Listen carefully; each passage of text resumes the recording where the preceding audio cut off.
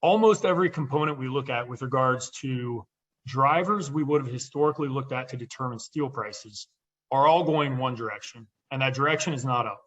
Whether we look at scrap prices are down about $20 per metric ton on a month-over-month basis. They're actually going the opposite way from steel. Iron ore prices are down 35% in the last 3 months. As you can see here in this chart, European prices are turning lower. Chinese prices are even lower on a month-over-month basis. The only one that's really green in my book is capacity utilization. And, depending on what camp you're in, you could even make the argument that capacity utilization returning back up to 85% maybe is even a bearish signal. But all those other ones on the raw material side and looking at foreign markets, they're all headed to the downside, yet US steel prices are still going up, at least for now. I will note, and I do actually think it's worth noting that this week the CRU printed higher by $6 per short ton, only $6, taking the price up to $1,918 all in per short ton. Is that a sign that momentum is beginning to dissipate a little bit? It could be. I would say that if we use the raw ingredient side of things, scrap, iron ore, some of those elements, it would be indicative that we could see things turning over or flattening out. We will see. I mean, I've been quite wrong. A number of analysts have been quite wrong in terms of the trajectory of how high we would go, but there are a number of indicators that we've historically used to guide us on these markets that are pointing lower at the moment. We've talked about this in the past, not a whole lot of change on a month-over-month basis, but at this point, we've got capacity utilization up at 85%. It's really kind of hard to imagine US production utilization goes much higher than that. 85% is a pretty darn high number. And you can see that as we look back over the 5-year history.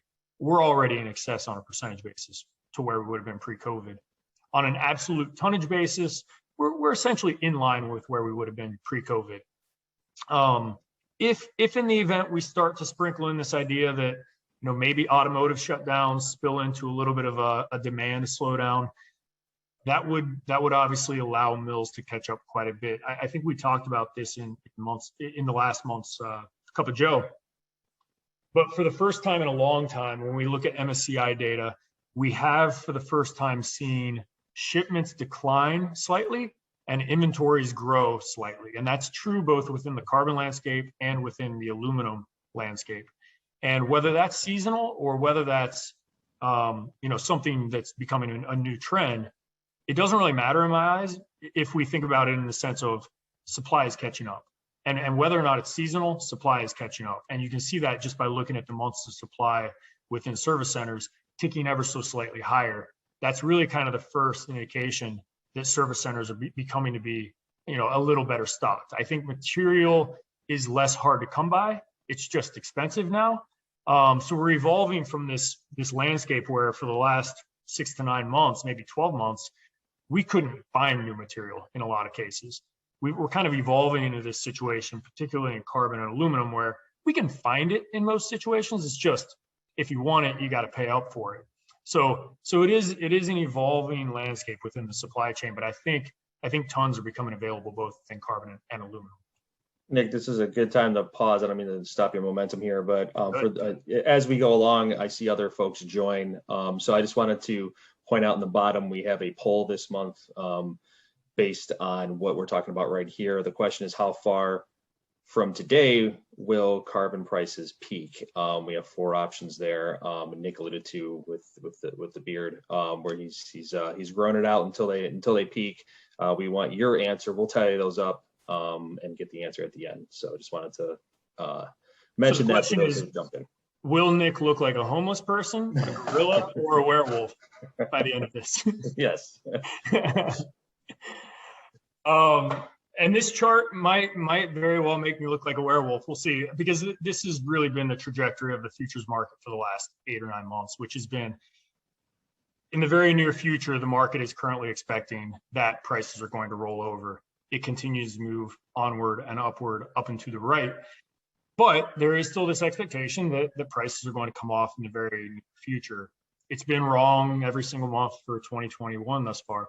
So will we see futures markets being accurate, or is the beard just going to continue on into eternity? We will see.